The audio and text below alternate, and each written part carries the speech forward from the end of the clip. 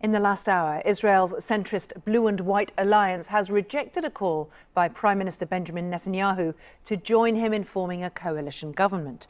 Mr. Netanyahu made the offer to his main rival, Benny Gantz, after failing to win a ruling majority in the second general election in a year. He had hinted at a possible rotating premiership.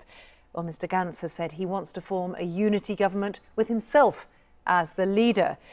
We can go now live to Jerusalem and our correspondent Tom Bateman. Tom, give us the latest about the way in which Benny Gantz and his group have taken this offer.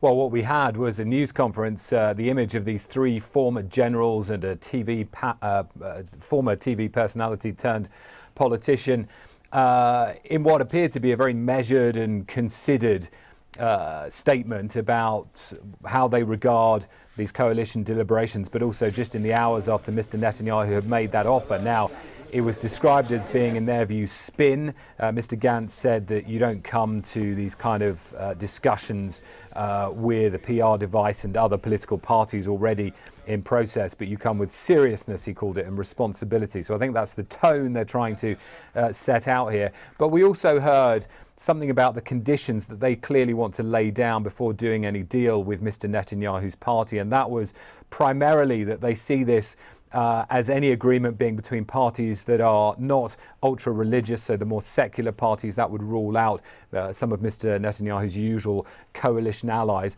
But also, as they have done in the campaign, they made this very much about him. Because remember, Mr. Netanyahu is facing looming corruption charges. There's a hearing due for him in the next few weeks. They said repeatedly that it cannot work with Mr. Netanyahu as leader of Likud, that you can't have, they said, a prime minister under indictment. So they seem to be setting out a condition that they want Likud to oust him as leader and therefore as prime minister as one of the conditions for any agreement with them. That would then, of course, set the stage for Benny Gantz to become the prime minister of Israel. But there are many, many political hoops to jump through. And I think what this does is really set the stage for weeks more political bartering.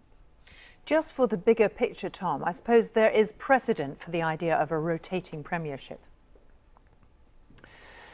Yeah, I mean, it's something that's happened before, certainly been discussed in terms of the context of this election, because we had in Blue and White, for example, Benny Gantz and Yair Lapid are the two co-leaders, as they put it. And I mean, in the run-up to April's election, they talked about the way in which they saw this being shared as 2 years at a time. Now, that allowed Mr. Netanyahu to kind of pick apart this.